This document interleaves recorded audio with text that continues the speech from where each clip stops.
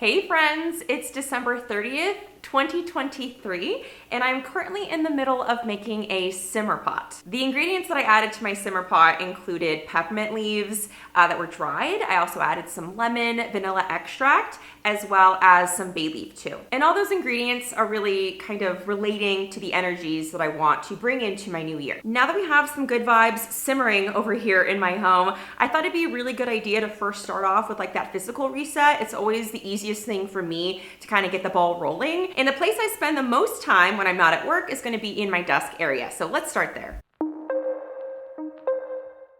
This little corner of my home is really important to me. It's like that one section where it's basically all about me and I have like full-on control of what goes in here. Knowing that we're in the winter season and will be for a few more months, I thought it'd be great to kind of give this a little winterween overlay. So for this kind of aesthetic mood board, think winter, think snow, think ghosts, think haunted houses, isolation, bleakness. And luckily last night, I already took everything out that was Creepmas. I said goodbye to my Christmas decor.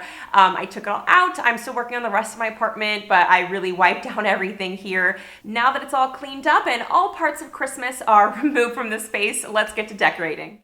Okay, we are all done and I'm very excited with what the final product ended up looking like. A lot of these things I reuse or like kind of put away for a little bit so I don't feel like I'm seeing the same things all the time, because then I feel like they look just a tad lackluster if a decor item is always out every month of the year. Book covers are the best way to decorate. They are art in and of itself. And it's really nice to have all of my books for this month in one place. I absolutely love the little ghosty in the corner that looks like he's walking down a really creepy corridor of a haunted house. I love that now because I've read and watched The Exorcist this past year that I feel like I have the street cred to have a poster up for it. I also like to add DVDs that I plan on watching for the month, adding that to my shelves as well, so they're like right front and center.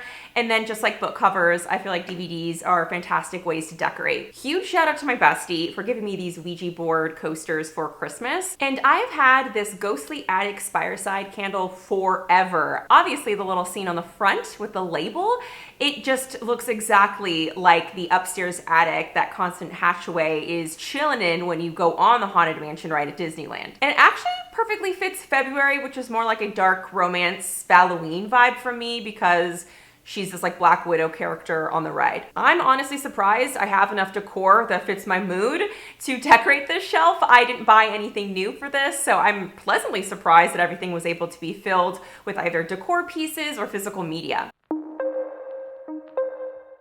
The whole reason why I have this channel is because I have a lot of hobbies that center around horror and Halloween. This channel helps me stay on track with meeting a lot of those goals because I think as an adult, it's so easy to put your hobbies to the side and really just focus on like survival. But this channel also gives me a community around those hobbies that in my day-to-day life, I don't really have people that I could talk to about horror movies, horror books. 2023 was the first full year of me creating content on YouTube.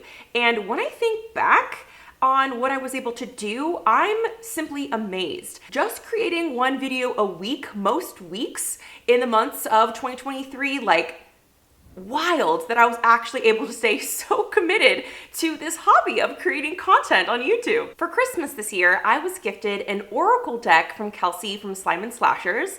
She's the most amazing human on earth, and it is the horror oracle deck that she also has herself. The classic horror oracle harnesses the energies and dark truths of 50 iconic horror movies to offer guidance, inspiration, and inner strength in a world weirder than most people imagine. The frequency in which I use tarot or oracle decks kind of waxes and wanes depending on the season of my life and, my interests. But getting gifted this oracle deck, I think, was a really important signal from the universe that I do need to be a little bit more in tune with my creative energies. There are so many emotions as a creator when you create from a very personal place. In 2024, I really do plan on using this deck to just help me be a little bit more intentional about my emotional experience so then I can just be responsive to my needs as a creator and work to create more sustainability for myself. I did a quick little oracle reading for myself. I pulled out 2 cards. The first card I pulled was the call. The question I was really asking for this oracle deck to kind of help guide me through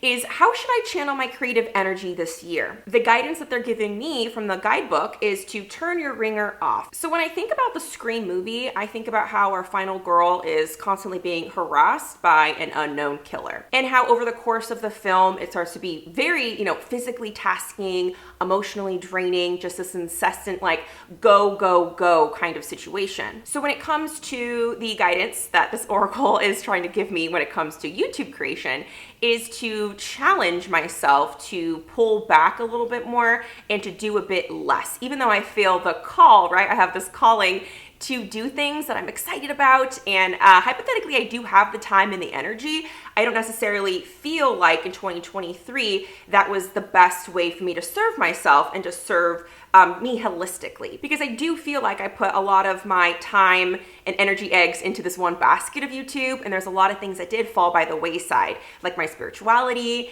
and my reading of like nonfiction. And I feel like there was a lot of quality that was falling by the wayside when I was reading more frequently. And then for my second card pull, I asked the question, what are challenges that I may face this year, or maybe possible ways to combat any issues that arise? For my second card pull, I got the combination. This card is referencing 1986's The Fly, directed by David Cronenberg. The guidebook talks about how in our closest relationships, we could sometimes take on each other's habits and quirks, even starting to resemble each other without even realizing it. So when I apply this card, which is kind of talking about conformity and maybe ditching your sense of authenticity, when I apply it to YouTube content, I think when it comes to challenges, for me as a creator, this card is picking up on how maybe there's this, desire to have success so that you do what other people are doing that are being successful within my niche or the topic I'm creating videos about. So possibly thinking about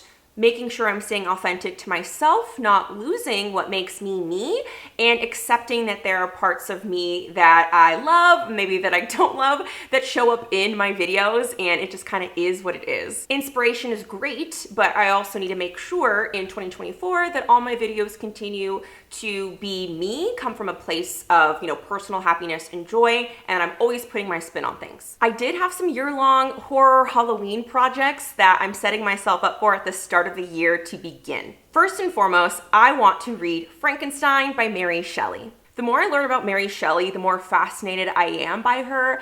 She's like one of the original goth girls, and I feel like it's time for me to get to it. I like to spread out my classics throughout the year. Last year, I got to reading Dracula for the very first time. That was quite a journey. I vlogged that. And so this year, in 2024, it will be the year of Frankenstein, especially when we're going to be seeing some new classic Universal Monster movies coming out in 2024 as well. Speaking of Universal Monster movies, I would like to rewatch all the main classic Universal Monster films that came out in the 1930s, and a few of them actually did come out in the early 40s as well. I really want these movies really fresh in my mind because I did want to get to more of the niche ones. There's a whole lot of sequels I didn't even know existed. I want to get to those, but I feel like I need to get to those 6 main ones before I do that. Another goal I have for myself in 2024 is to make it the year of Chucky. I would like to taste test the Chucky franchise, get to the movies because I know there's many of them, and also the show as well. That series just came out really recently, and I think they might actually still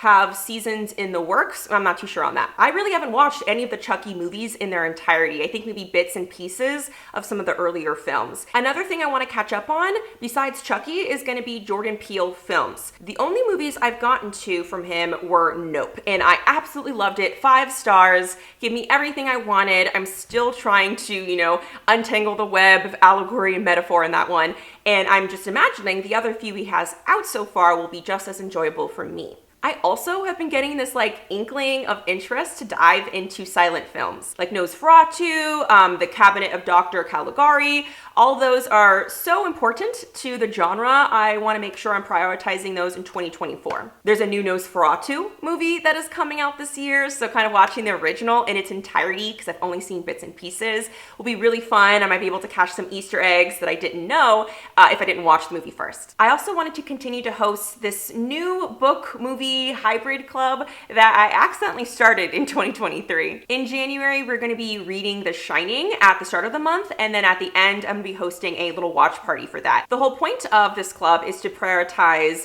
really foundational texts within the horror genre that have film adaptations to them. And this really all just stemmed from my desire to like kind of catch up and get to the classics, where I feel like I can get a little bit more out of modern media and cinema if I do know those really foundational texts. In the future, I'm thinking of doing things around The Omen, because there is a prequel coming out this year in cinemas. And then also thinking about maybe doing Rosemary's Baby, which gets a little tricky because I do not feel like I want to watch the movie because the director is like not the best human on earth. So we'll see about that one, but I'm leaning towards The Omen later on this year. Words cannot express just how much excitement and anticipation these year-long projects give to me. Like my heart is about to explode. And that's the energy I really wanted going into a new year. So I'm really happy I took this time to reflect, look back, let go of the things that aren't serving me, and then like hype myself up for 2024. Before you go, I wanted to wish you a happy new year. I hope it's filled with so much magic and joy.